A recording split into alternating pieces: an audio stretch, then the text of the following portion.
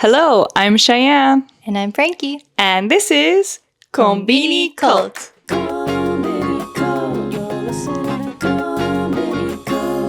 Yeah. Woo! Welcome to this week's episode. How are you doing, Frankie? I'm good. How are you? I'm good. I feel nice and cozy. If anyone's out there watching, we're matching today. Yeah, I found some really great Nickelodeon hoodies at the thrift store recently. Yeah, really random considering you live, not in a main city. So I'm just wondering, how did these end up at the thrift here in your neighborhood? I don't know. This store has so much American stuff. And I also found this really weird, American flag vest that we made. Me and Rosa recorded a video with Takashi introducing him to, some strange American culture things, like the rodeo, bobbing for apples, haunted hay rides, that kind of stuff. Yeah. Ooh, fun. Also, how did he feel about hunting? No. What is it? Bobbing for apples. He is not interested in trying it. I bet, because if you think about it, one, post-COVID, and I guess as an adult, it's nasty. It's super unsanitary. Yeah, putting your face in a bowl of spit. Of open water that all other kids are just in there like little piranhas. It's kind of a gnarly activity if you think about it. I see. That vest, if you guys ever check out that video, it's very patriotic. Yeah, it looks like something someone's grandma made. Someone's grandma from the South specifically made if you catch my drift. When you look at it, all I thought about was that TikTok sound where it's like, America, the eagle, the screeching eagle. Yeah, it's exactly that. So, well, we played that a few times in the video. Very nice, yeah. Are you ever going to wear it again? Or was it just for that video? It's just because you should wear it for, 4th of July. Be extremely patriotic. I don't know. I would keep it just as a joke. Yeah. I mean, I really hope you don't wear it seriously out there. No, thank you. Yeah. But the hoodies that we found. So mine is Rugrats. I love that show, Rugrats. Yeah. And mine is, it's a mix of all the Nickelodeon characters. It's got Hey Arnold, Ren and Stimpy, Rugrats. And Real Monsters. Yes. And so if you're, and not older, if you're a millennial like us, this is a really fun, it's very millennial core, I think. Yeah, but I like the jacket, or I like the hoodie a lot. So thank you for copying it for me. No problem. They're all pastel colors. We also found a SpongeBob one, which Rosa has. That's pink. So, so if you ever see us out and about, we'll be like, click. click. Yeah. That's millennial core for sure. But nice. Nice and cozy. Yes. But anyway, did you have anything else you wanted to mention? I hear you have an interesting story about the dry cleaner. Yeah. Just when I had to take some things to the dry cleaners recently, like a jacket and a couple dresses that got dirty. But because I'm not super out in the countryside, but it's a more quiet area, and I don't think many foreign residents live here. So far, I haven't really seen anybody around town. But I go to the dry cleaner, and the lady was really friendly, and she wanted to practice English, and she was like, where are you from? Why are you here? Yeah. Hello? What are you doing in this small town? And I was like, I moved here recently. And she's like, why? Yeah, I bet. Okay. Yeah. And then she was asking me, are you an English teacher? And I said, well, not anymore, but I used to be. I worked at preschools and kindergartens. And she was like, I also used to work in a kindergarten. But it was really hard work and the pay sucks and I'm never doing that again. Oh, okay. Yeah. Call it out for what it is. Yes. No lies told over there. Okay. Yeah. I just thought that was kind of funny. Oh, she just dragged kindergarten industry. Yeah. I mean, we all know that being an English teacher or just working at a kindergarten or preschool as a foreigner, the pay itself, it's not great. A lot of jobs here in Japan for foreigners, they just have entry-level salaries, and then they never really increase from there, at least if you stay in the same industry. But it's kind of the same for kindergarten teachers, like Japanese kindergarten teachers too, because I've been even lower. From what I understand. That's really unfortunate because, just sometimes I like to look at job listings and whatever for Japanese and foreigners. And to be a kindergarten teacher is extremely tiring. You need a shikaku, like a certificate I think you would or certification. Yeah. I think your pay is higher if you have it, like, hoikushi certification. And so it's just a really tiring job for Japanese people too. And just to see that they get paid the same or if not less than what the standard salary is here, it's really I would drag it too, you know. So good for her. If she's making more money working at the dry cleaners or just less stress probably than working as a kindergarten teacher, I totally get it. I used to work a baito at a cafe with a Japanese girl who also was previously a kindergarten teacher, and then she was in her mid to late 20s by that point, and she just said, it was a lot, unfortunately, because she loves kids. You know, I feel like a lot of people who aren't kindergarten teachers anymore, they do love working as a teacher and love kids, but just the pay, unfortunately, can't make it worth it. You know, you have to prioritize your health and your mental health and everything. So, yeah, wouldn't be the first time I've seen that. Okay. Good story. Yeah. I just thought it was kind of funny how honest she was about it. Okay. My story, if you are all caught up with one of our most recent episodes, towards the end, we talked about Frankie's dog doo-doo mishap. Oh my God, did it happen to you? No, it didn't. Oh. Thankfully, it did not happen. It's only been a day since we recorded. No, right? Less than 24 hours. But Karma works quick. I know. Karma's a bitch. Okay, anyway. To recap that story, Frankie went somewhere, thought it smelled weird the whole time, and then turns out she just stepped in dog poo, and it was on her shoe. Yep. Yeah, unfortunately. And then we got into this whole thing about why don't people pick up their poo. You would kind of expect it from, you know, at least a smaller neighborhood like this, because I feel like everyone knows each other's business. Like people are watching is kind of the vibe I get. Yeah. And so it's just kind of funny because we talked about that, at least when we were recording, less than 24 hours ago. So I don't know if it's always been there or it recently happened or what, and now I'm just more aware from that story. But on my walk from the train station to Frankie's house today, guess what I saw on the road in my path that I was walking? Doo-doo. And it was big. It was a big old dumpy, probably from like a German Shepherd or something. Like someone has a big dog in this neighborhood, because it wasn't no mini toy poodle size poo. That must have been what I stepped in. Yeah, it was like big. Half the bottom of my shoe. Yeah, and it was poop on it. It was like sorry, it's a lot of information, but it was like part of it looked like kind of not stepped in fully. Maybe it was you who stepped in, but then like the rest of the log was there. But it looked like it was there for a long time, at least a week or something. So pick up your poo. But anyway, so it was just like funny timing because we just talked about this yesterday. And yeah, that's all I have updated in my life is just, the poop being, you saw on the way here. Just my poop stories, being more vigilant about like looking for dog poo in the Inaka. But okay. But shall we move on to the topic that you chose today? I think, well, I mean, you can see it from the title, but I don't think we have said with our words yet what the topic is No, we for have today. not. Yeah, so we're going to be talking about maternity stuff here in Japan a little more in detail. We do have a maternity episode uploaded a while back. One before you gave birth, one that was kind of like your birth story and that kind of experience. And if you're new here, I don't have kids yet, so I don't really have firsthand experience with this, but I wanted to ask you some questions, like a lot of things I'm curious about, how it's been going in the first 8 months. Yeah. Oh, what's the date today? Oh, tomorrow. Tomorrow my baby will be 8 months old. What the heck? Time flies when you're exhausted all the time and sleep deprived. What day is it? What is my name? What is my name? Who are we? Who am I? Yeah, that's kind of the mood lately.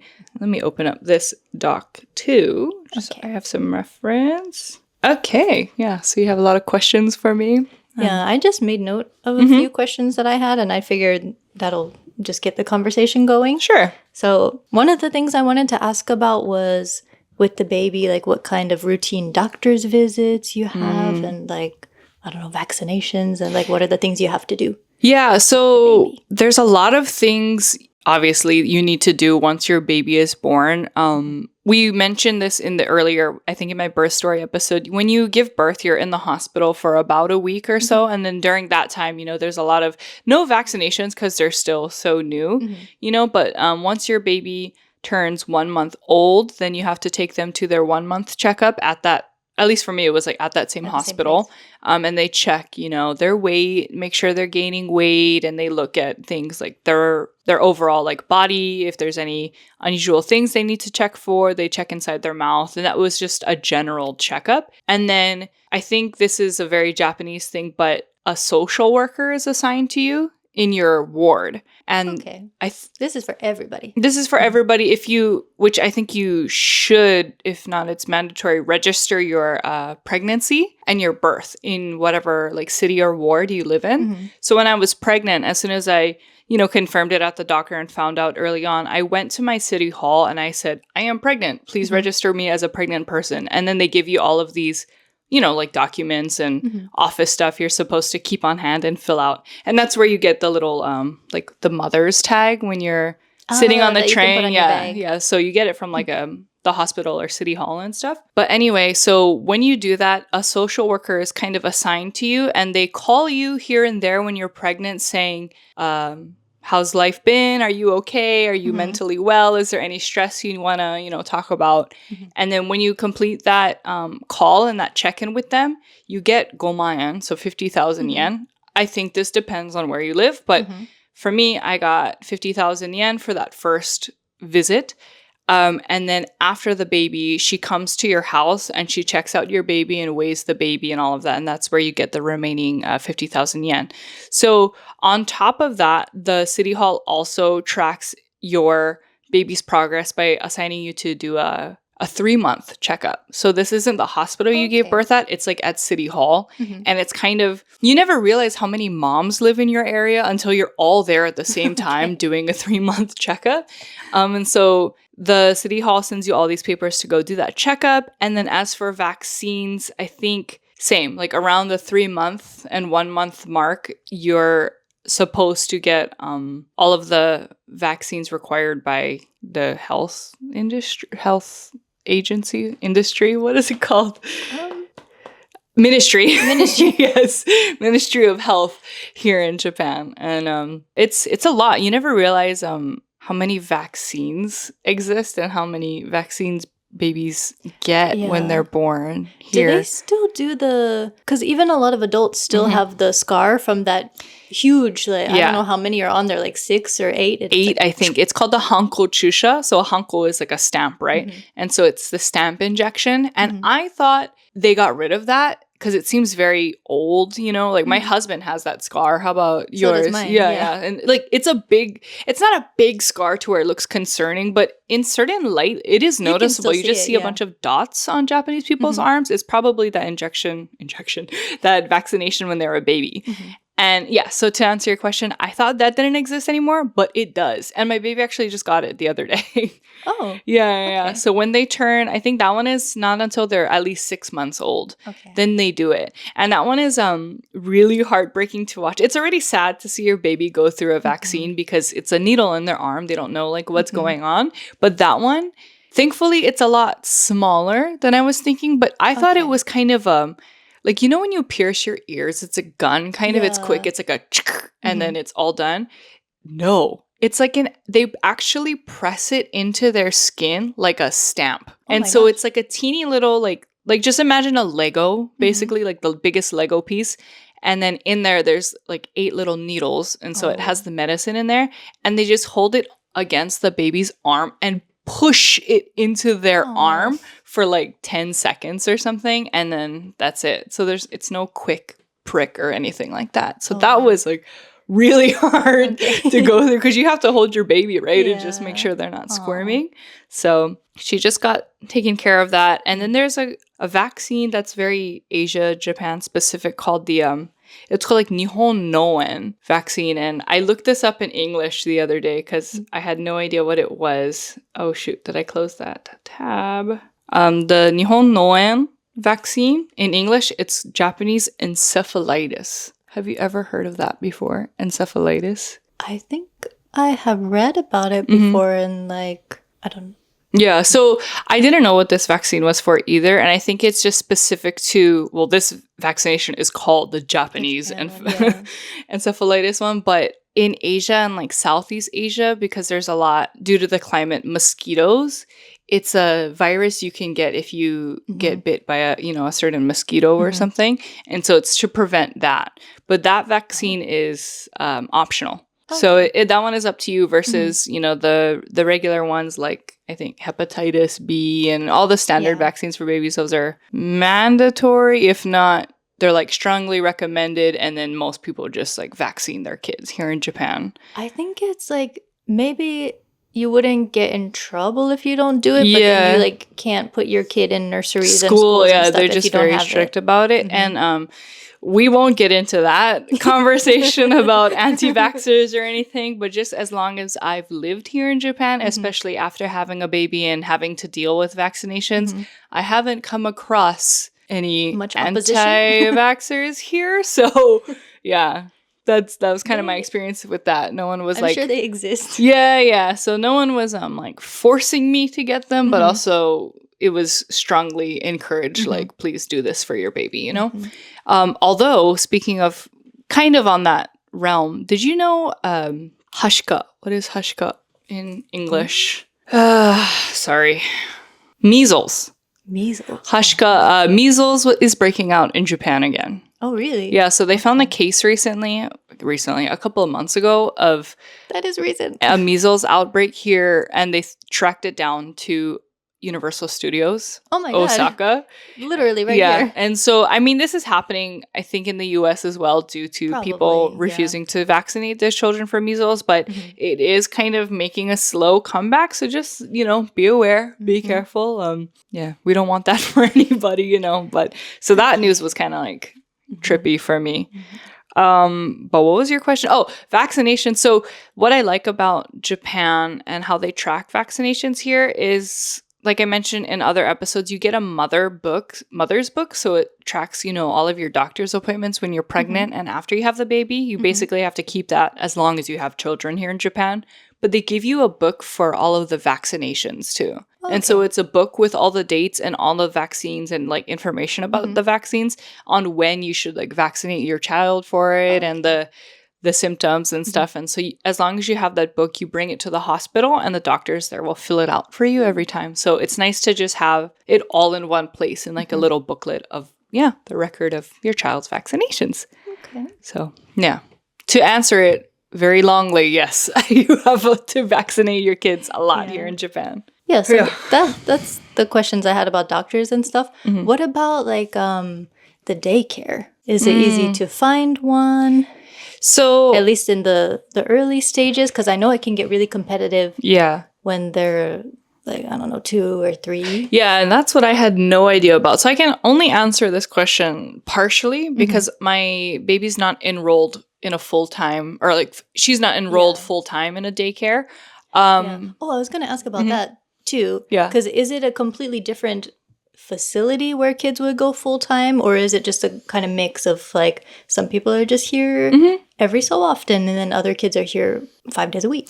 I think it depends. So some facilities exist just for, so it's called ichiji azukari in Japanese, which is like one-time care or like, one-time daycare or whatever for the day, obviously. And so I've taken her to one where it was just specifically that, all of the kids who needed just one day of care would go there. Other places, the place I currently take her to now whenever, I have things to do or we have the podcast and stuff, it's a full-time hoikuen, so nursery school, but they also accept ichiji azukari children as well. And so every time I go and drop her off, I see the normal, like, full-time enrolled kids there. And I think from there, it's babies up until, what is hoikuen, like 3 years old? And then they move on to yochien, which is kindergarten, kind of. And so she'll usually just go there for however many hours I want to schedule it, and then I pick her up at the end of the day. However, I did learn that a lot of ichiji azukari places, the baby has to be at least 3 months is like the youngest they'll go. Okay. And I think just due to, a lot of factors like being just born, germs, the baby, kind of needing around the clock care for their mother. It's really intense in those first 3 months. So I understand why I think a lot of facilities won't take any babies younger than that unless it's like a special case and you're going to, we talked about it like sango hotel, which is more specific to postpartum care for like mothers and taking care of those young infants in that space. But I'm just talking about either government or private funded places.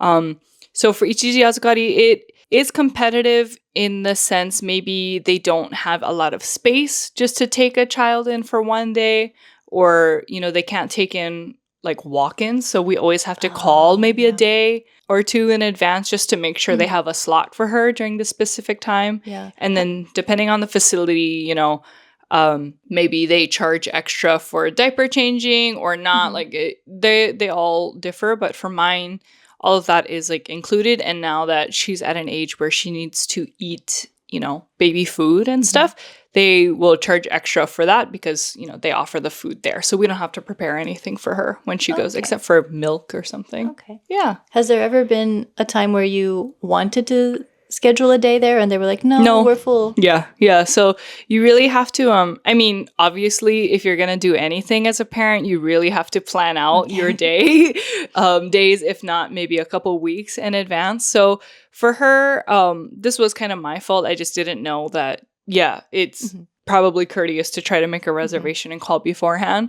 But I've had to do a last minute thing for maybe a project I was working on. And I asked, not my current place, just another one, if they were available, for example, 11 to 5. And they said no, but she can come from like 2 o'clock. And so they'll try to work with you. It's not like you'll totally get rejected, although maybe there might be a case. Yeah, it depends where you live. Depends where you are, if it's a busy area and stuff, of course. But as for like enrolling your child full time, what I didn't know is, so the Japanese fiscal year. Sorry, I don't understand. Siri just stop attacked me. Stop. Oh my God, it scared me. What word did I say that triggered that? Japanese? Holy shit. Okay. Jump scare. Jump scare. Sorry. My phone just automatically started talking to me. But for enrolling your child into full-time daycare, I didn't know how competitive it was because the fiscal year here starts, April 1st, right? Yeah. And so my thought is, well, if it's like before then, February, March, maybe January, the earliest, as long as I inquire, they should have a spot open. No. Apparently, it goes all the way back to October in some cases, as early as October. And depending where you live, for example, Tokyo, a busy area, I've heard some moms say they've been trying since August. Oh my gosh. And so you really need to know what school you want to take them to, be decided when, for example, if you're on maternity leave or whatever, you are going to start work. And so you need to plan that far in advance to enroll your kids. So yeah, it's a lot more competitive, if that's the word, crowded. Yeah, I don't know another word exclusive. Besides competitive. Yeah, so it is a long process. So just heads up for anyone out there thinking of doing that. Yeah. Yeah, I think a lot of people, at least when I was a preschool teacher at international preschools, some people go there just because they need to send their kids somewhere and they're just waiting for a spot at the Japanese preschool to open. Yeah. But yeah, people usually plan very far ahead. And then sometimes there would be because we would do trials, they can come in the afternoon and see how the lesson goes or something. And if the kid is available too, they can bring them. But sometimes pregnant women would come in and they're like, yeah, we're just looking. Shopping around. Getting a 2-year head start. Well, I guess unless they wanted to start their child there from 6 months or 1 year or something, it makes sense. But it is a very early process.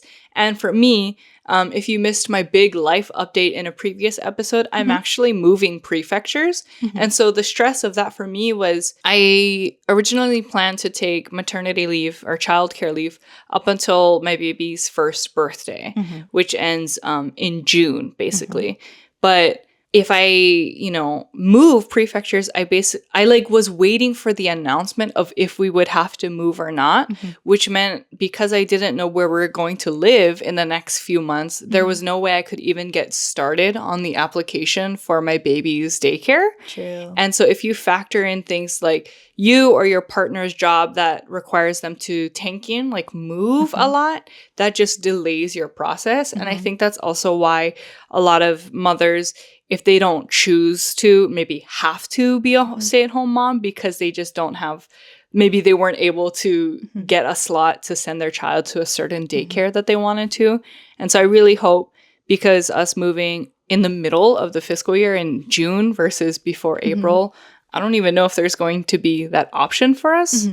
Where we're moving is pretty inaka, so I assume it's not going to be... might be okay. Yeah, I assume it's not going to be like so exclusive and competitive or whatever, but there is that possibility, right, of them being like, oh, it's too late in the year, we don't have space, so who knows? So that's another stressor I'm thinking about currently. Yeah. Should we talk about childcare leave? Because there were some things that I think maybe you misunderstood before. Yes. Got on it or could or could not qualify. Yeah. So this is all from my personal experience. I would like to share just so other people don't make the same mistake or the same assumptions that I did. Recap. Maternity leave, so sankyu, is different than childcare leave, ikukyu, here in Japan. So maternity leave starts 6 weeks, if there's no complications and all of that, 6 weeks before your due date and can go up to 8 weeks after your due date. And then you have the option to either go back to work or you can transition into ikukyu, which is the child leave.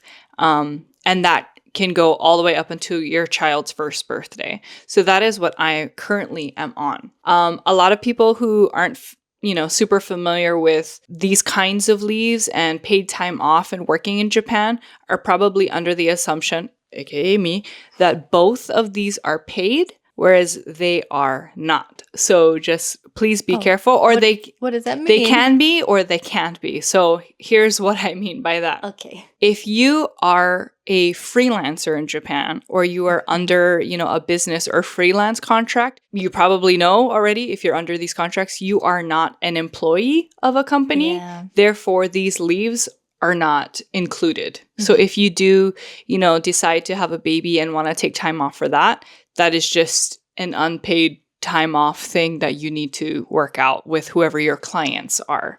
Is that both maternity and childcare leave? Yes, because you are not an employee. You are just a freelancer. So it's not your boss. It's like your client or whatever, right? So you are entitled to the time off? If you want. Depending on the type of contract you're on, but you're not automatically entitled to be paid for it. Yeah, exactly. Versus maternity leave and childcare leave, if you are an employee, so koyo, kyaku of a company, I'm sure it differs by company and all of that, but for the most part, you are entitled to those kinds of leave, as long as you work it out with your employer. However, so here is like the fine print? The discrepancy, the fine print that I missed.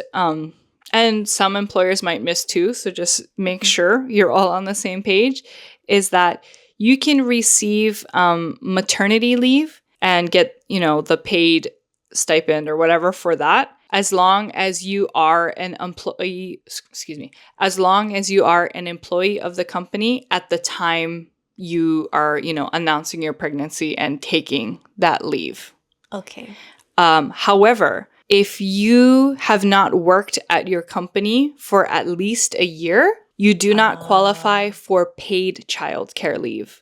So you are entitled to take childcare leave, but it is not paid because you have not worked at your company for the whole year. And that is, some trouble a lot of people can get, not trouble, but an issue a lot of people might run into if they're expecting to get paid. And the reason for that is because childcare leave, the money, so you only make, if you are getting paid, 60%, about 2/3 of your salary anyway. But the money from that comes from your employer's, like, the insurance that your employer, like, pays for you to be on. Okay. And so it's like that boon, that section is like what's covering your salary when you are taking your childcare leave. So there is a difference there. So just be careful if you ever are considering that. And like for example, if you just joined a company and then you find out you're pregnant a couple months later and you inform them you want to take maternity leave, I'm sure that's going to be no problem at all because you are an employee at the time you are requesting that. However, if you've only been working, like I said, at that company for less than a year, you are not expected to get paid during your child care leave, which is, after the 8 weeks of your giving birth, your due date. So that was kind of the big... That's what happened to you. That's kind of without giving so many details about my personal, my job and everything, yeah, that's kind of what happened to me. So it is what it is, I guess. Not ideal, though, for sure. Yeah. Yeah, I'm just lucky I have, my husband has enough stability to really cover our family anyway, but it still wasn't ideal for me.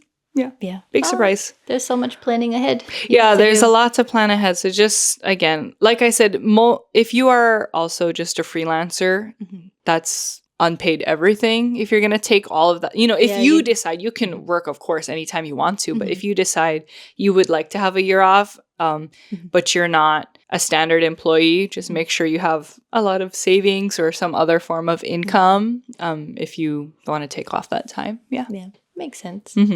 Okay. So something else I was curious about on another note is how are you treated in public when you're out with the baby?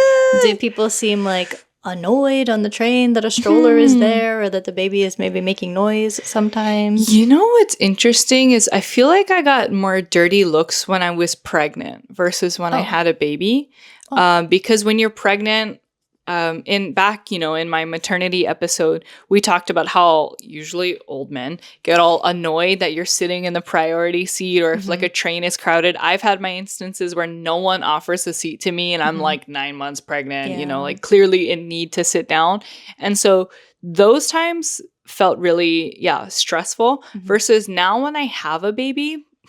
Also, my baby's just like really cute. I don't know. I might be biased, but I'm kidding. But I think when you're a foreigner in Japan, it's depending where you are. In my experience, a lot of people feel like they can't approach me with so much ease. You know what I mean? Like you can just sense that the other person is kind of nervous to speak to you. Even if they want to talk to you, I feel like maybe they're thinking like, I can't speak English, so I have no idea how to talk to this person. Or I don't know if you have tattoos or whatever, maybe they're like, oh, scary, I don't know, like whatever. So at least the vibe I give off without a baby might be a little intimidating to people. I don't know, like no one's treated me poorly, but also no one's like being overly kind or looking my way, because who would, we've got places to be. We're just like in passing. Versus now, when I have a baby, the amount of people that have just come up, usually old grannies have come up to me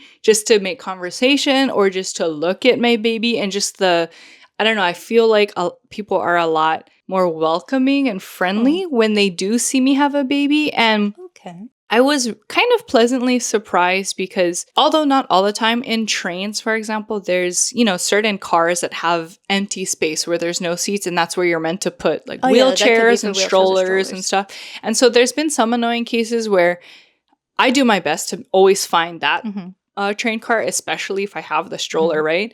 And, when I'm about to get on the train, people just stand there and they don't move. Even if they see me with a stroller, that happens a lot. So that is always annoying. But usually strollers are kind of heavy. And like 9 times out of 10, when I've been ready to get off the train with a stroller, someone always helps me carry it off, actually.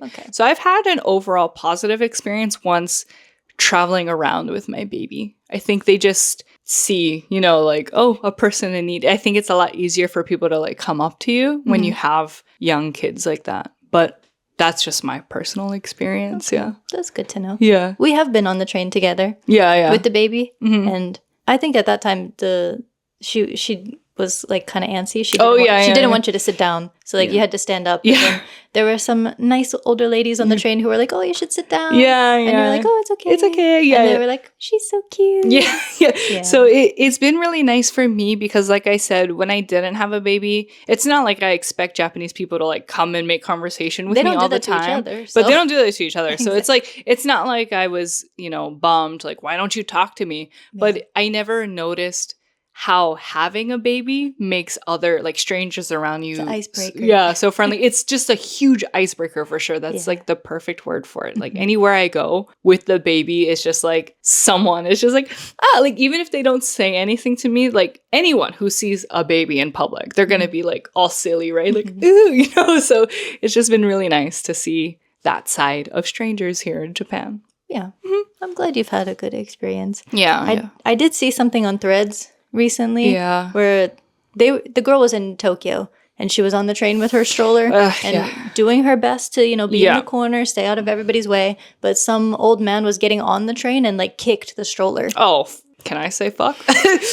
Yeah, I was going to say F that guy. But yeah, that is really upsetting. That like, so again, my experience, Osaka is still very crowded, but I can only imagine how Tokyo, worse it is in Tokyo. So like I said, our experience are probably different, but that is so annoying. Yeah, I think depending where you are, a lot of people can be annoyed if you're trying to like navigate a big stroller around, but it's also like, I don't know. It is what it is. It is what it is. And maybe even if people are annoyed, I haven't noticed it as much these days because you're busy. Yeah, I'm busy, focusing on my baby. And also I think once you become a parent or like a caregiver, you're just like, I don't care about any of you around me. Like, you're just focusing on your baby and their safety. And I will push through people if that means, we need to like make a clear path. And I've had to do that on a crowded train, thankfully not with the stroller, but with the baby carrier. It was so crowded and I needed to get off. And even though I'm saying, I'm vocalizing, I'm getting off, like, excuse me, no one is moving.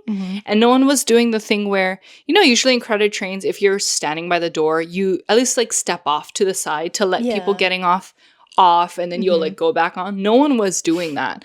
And like, my baby started crying because she was getting squished by people, whether they knew or not. And so like, it's times like that when I'm like, I can be kind of aggressive because it's just a safety issue at that point, So I'm like elbowing people to get off. You became the butsukari. I became that butsukari otoko, but for good. The superhero version of that. Yeah. Okay. What was the other question you had?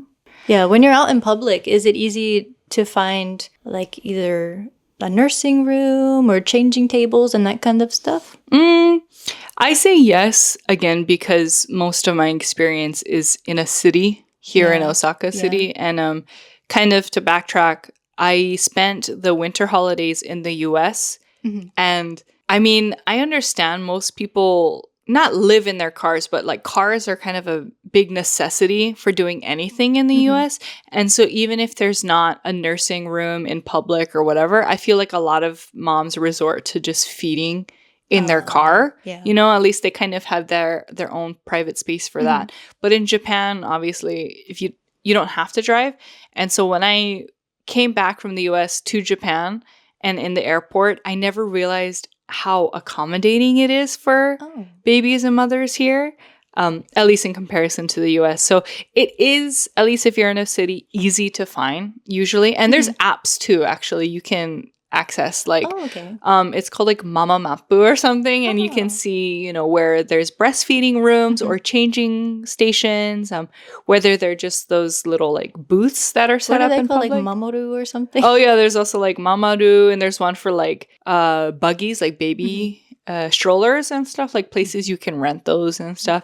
And depending if it's updated or not, for example, if I'm going to be near a mall or something, it'll show you what floor of that mall that like changing station is. And some people get really into it and they'll like take pictures and you can like rate it like, yeah, it exists here, but it's like not that clean, or it's like kind of crowded at this time. And so it is a lot, not perfect, the system, but easier, I think, for moms to navigate here in Japan. So I haven't had a stressful experience, although I'm also very not against just breastfeeding in public, like with the cape. Like I've also just gotten used to, if it's an emergency or if I can't be bothered to find a place, using my little cape and just doing it on the spot. Yeah. Has the baby had any kind of meltdown in public where you were really stressed too and needed to like get out of the crowd or something? There was two instances. One, I could get out of it, and the other I couldn't. So the first one,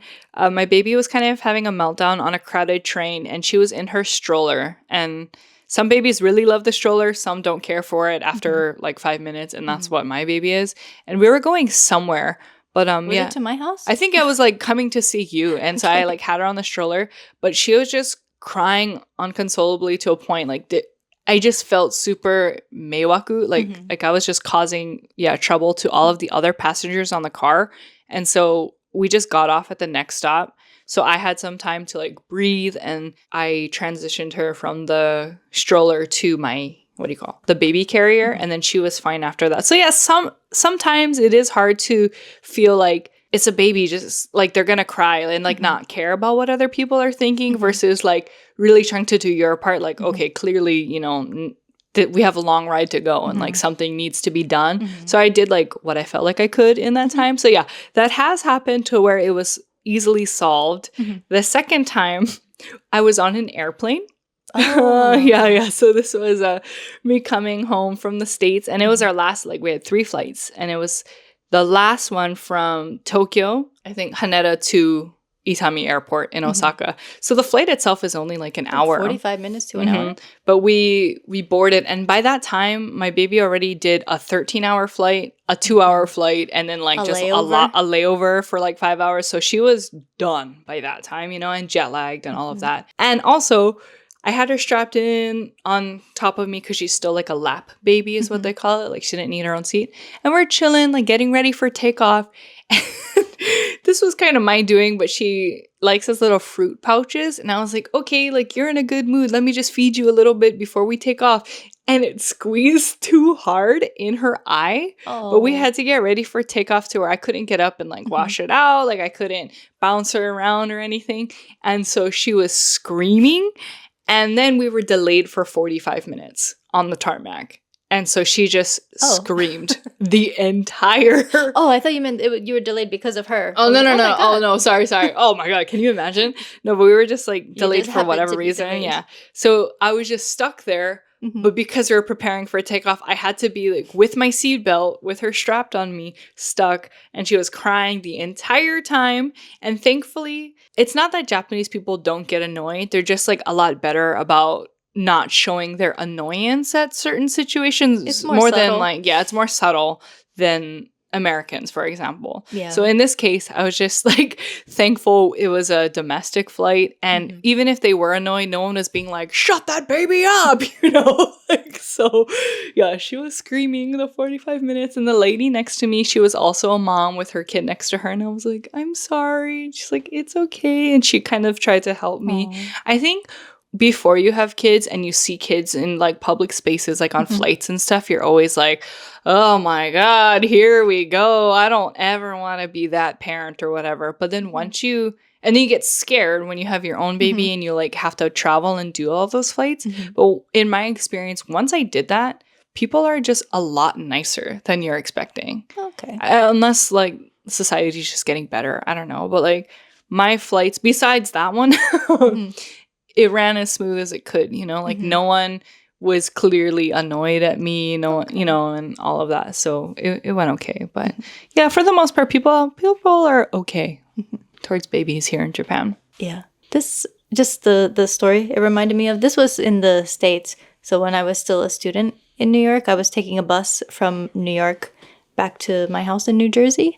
And it was in a snowstorm. So the bus was really delayed. And there was a mom on there with a baby, and of course... And she can't get off because it's like a snowstorm. But, like, everybody on the bus was irritated because we're delayed. So, like, there was some really rude man who was like, can you keep that baby quiet or whatever? Oh, my. Of course, a man. But then a few, like, at least 2 other customers stood up who were sitting near him, and they were like, we're all irritated, dude. Like, it's a baby. Good. They can't communicate their feelings. Yeah. I love that. Well, then that's good. I'm glad, you know, people stood up for her. The thing that always breaks my heart that I see... Did I mention this in the other episode? Like, have you ever seen on like TikTok or whatever when people make goodie bags for like other people on the plane? And they always like, I've seen before, this is like super extra in my opinion, but for example, they prepare like 100 Ziploc bags and it's got like candy or a chocolate or a homemade whatever. And it has a note that says like, I'm bringing my 3-month-old baby on this flight. I apologize in advance Japanese or whatever. Do? No, Americans. Oh. At least like the TikToker I saw who like did a very it. Japanese thing. Yeah, the gift giving of it all. No, it was just like some random lady, you know, or you see on social media, like people will prepare these like goodie bags as like apologies in advance about if their baby cries on this flight. Like, here's some goodies. I'm sorry. And I'm like, God, I feel like so sorry for people who feel like they have to resort to that. No, you shouldn't have to do that. We have headphones. Put exactly. On especially mode. These days. It's like people are, I think maybe that's why I felt it went a lot smoother than I was expecting, is like you never realize people are just so in their own world these days when it comes to like staring at their phone and whatever. Like no one's really paying attention to you. But yeah, I felt so bad for at least that person who did that. And I'm glad. I mean, I will probably never do that. I can't be bothered to do that. I'm busy. 100 Ziploc. It's a nice gesture, like really kind of that person to do, but also like that saying is you're entitled to a child-free life, but not a child-free world, you know? Babies are going to cry and children exist everywhere, and that's... We were all babies. Yeah, at one point. You're shitting yourself at one point. Come on, dude. Yeah. You probably still are. Yeah. I know, I wish someone told that to that guy on the bus, like, hey, you shat yourself once. You cried because you didn't know what was wrong once. Like, catch a break. Well, give me a break or whatever. Give me a break. Yeah. Okay. What's your other question? I think that was it. But oh, really? Those were all the questions that I put in my notes. But is there just any other like memorable experiences you've had? Oh, wait. I didn't ask about your husband. Like, how has it been for him with work and stuff? No, I'm kidding. I know he did take a bit of paternity leave, like 1 month. Yeah.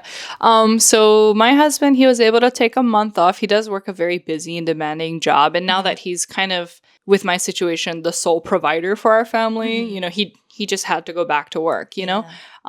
Overall, are you watching? Are you listening? Are you having a good experience out there, husband? I think he's doing okay. I know he wishes he could be at home with the baby a lot more than he currently is because of his job. But so far, so good. I think, this does remind me about like, so in Japan, we've talked about it before, you know, statistically, I think Japan ranks like the lowest in developed countries when it comes to like spousal support or like husbands helping out with childcare and stuff, right? They're like at the bottom of that list almost.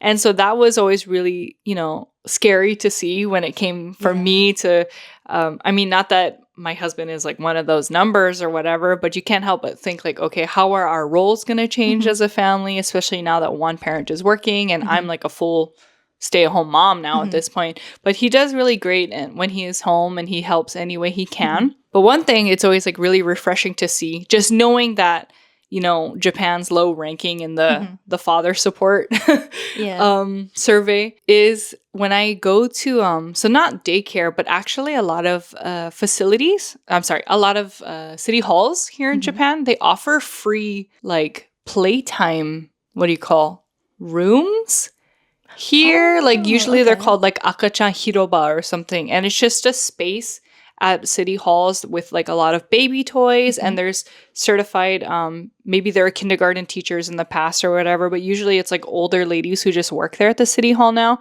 and they're in charge of all of the baby care there. And so it's for all of the parents who live in that designated ward to go at any time they're open and they can go and ask for like advice about baby or maybe ask, you know, about some recipes to make baby food, or during their playtime hours, they can just go into that room, you know, with you accompanying the baby, of course. And it's just free playtime, like free toys. And the teacher, like the sensei there will sing songs and read a book to the kids. And it's just a nice place for you to make mom friends and, you know, have a community and just do something, like get out of the house if you're a stay-at-home parent and get out and, you know, do that. But anyway, to go back to the dad thing, usually when I go there, it's all moms with their babies. Like that's not unsurprising to me at this point, living in Japan and just knowing, you know, how gender roles go here. But yeah, sometimes when I go to these little hiroba what? Splices.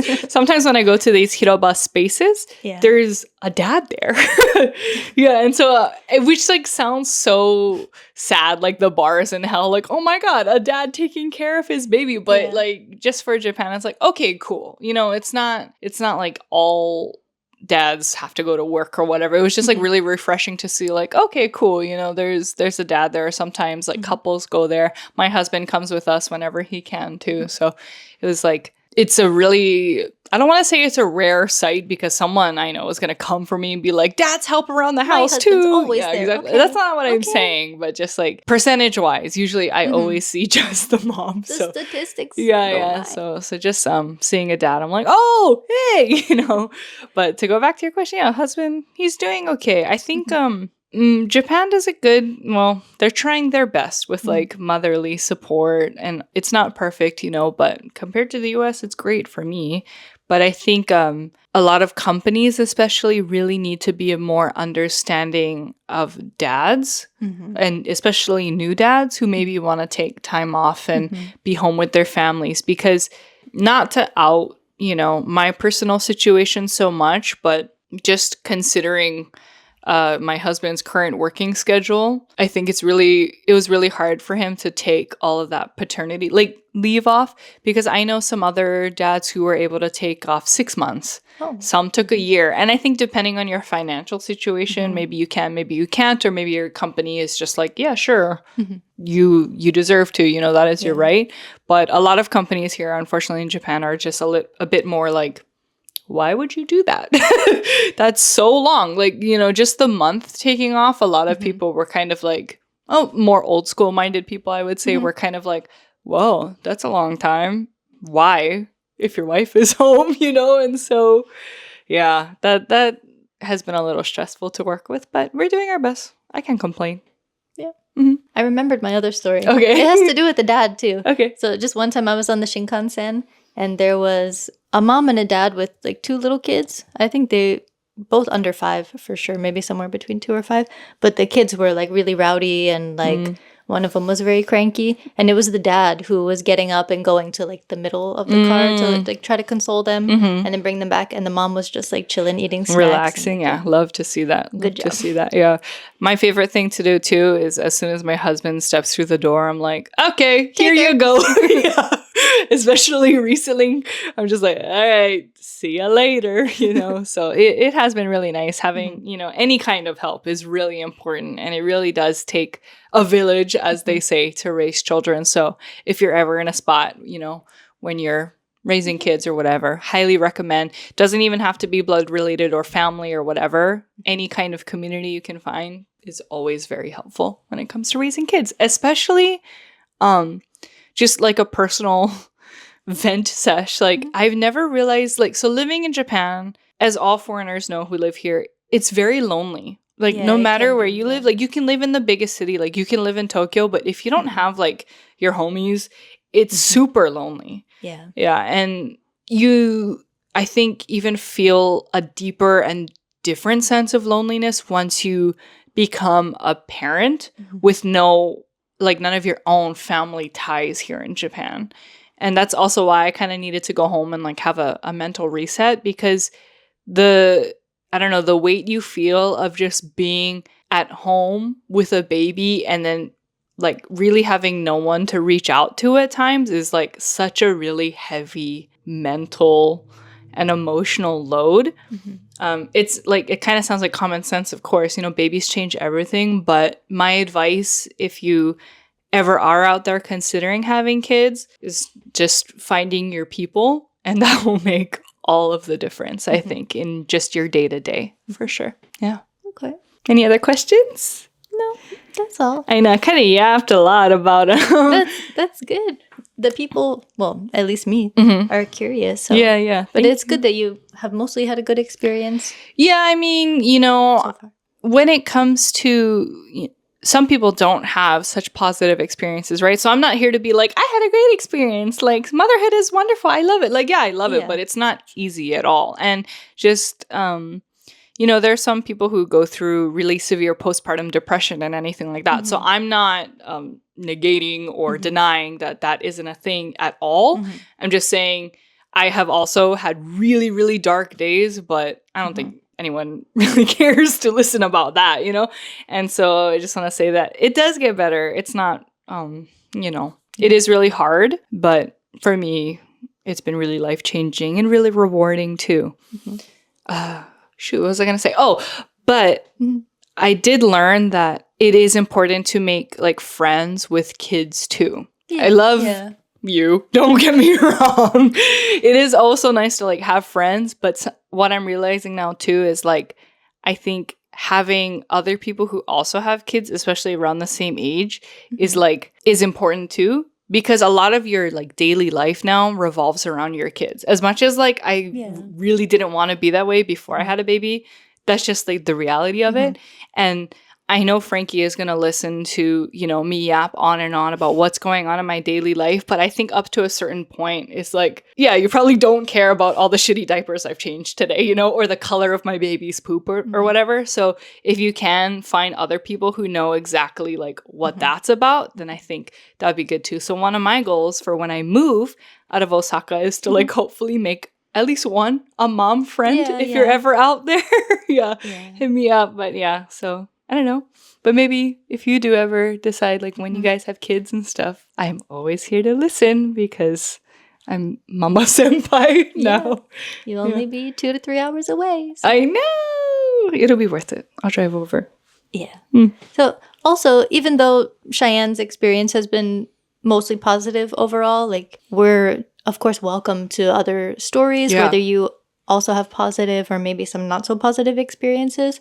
But we could always do another episode on this topic in the future and also get some input from other people too. If you guys have like any questions especially, or if you want to hear about my dark times, I mean, this is a safe space, or anyone who wants to ask questions anonymously or just share their stories anonymously too, you can always send us an email or something. Email, Instagram message. Yes. Maybe that would be fun too. I would love to hear other user experiences about motherhood because, I talk about myself enough already on this pod. So I would love to hear from others too. Okay. Well, that's all I have to share. Okay. I'll give you an update in another month or a few months or so once my baby has, again, evolved to her next form. Yeah. We'll see if anything changes. How she likes the inaka.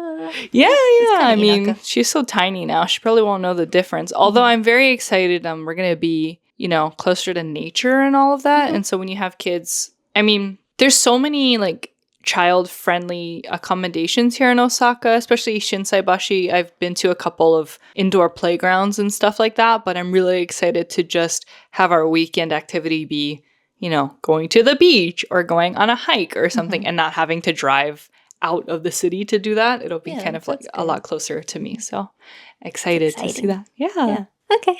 Thanks for being here. Thank you for the questions and for caring enough to ask me about my motherhood experience. It's stuff I was curious about, so it's a win-win. All right. Awesome. Well, thank you so much for listening and watching, and we'll see you in the next one. Catch you soon. All right. Bye. Excuse me. I was holding that in.